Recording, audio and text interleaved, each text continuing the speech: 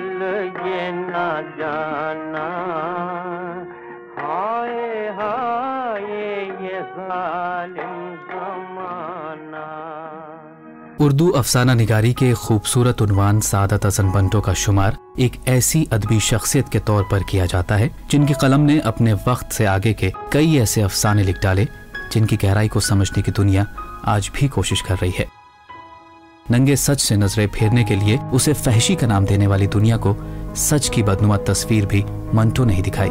हालांकि उनकी इस जुर्रत के लिए उन्हें कई बार बेहूदगी फैलाने के मुकदमों का सामना करना पड़ा, लेकिन वो ना कभी रुके और ना ही कभी थके। शाहकार वक्त के मोहताज नहीं होते।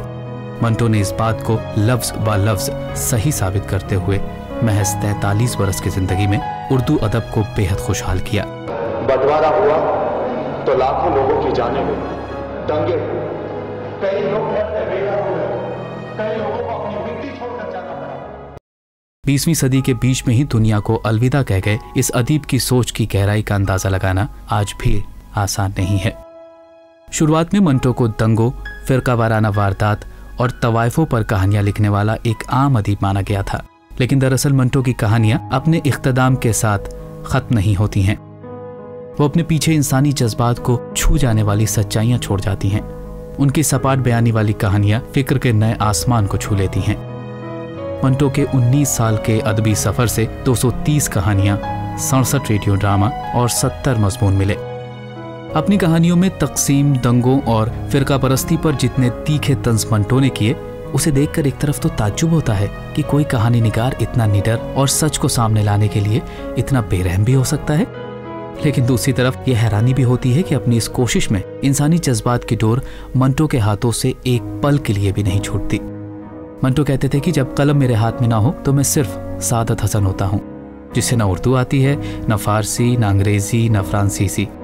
अफसाना मेरे दिमाग में नहीं, जेब में होता है, जिसकी मुझे कोई खबर नहीं होती। मैं अपने दिमाग पर जोर देता हूँ कि कोई अफसाना निकल आए।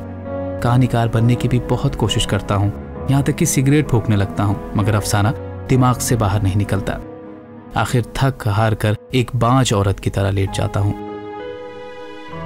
पाकिस्तान जाने के बाद मंटो के 14 मजमूए शाया हुए, जिसमें 161 अफसाने शामिल थे।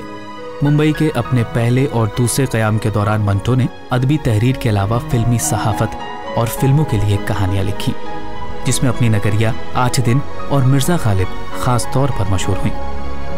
ये महज एक इत्तेफाकी है कि 18 जनवरी 1955 को जब लाहौर में मंटो का इंतकाल हुआ तो उनकी लिखी हुई फिल्म मिर्ज़ा गालिब दिल्ली में हाउसफुल जा रही थी। मंटो आज भी अपने अफसानों की वजह से हमारे दिलों में जिंदा हैं।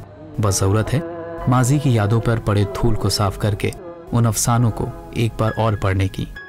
हमें यकीन है कि मंटो की यादें आपके दिलो दिमाग में एक बार फिर ताज़ा हो जाएंगी।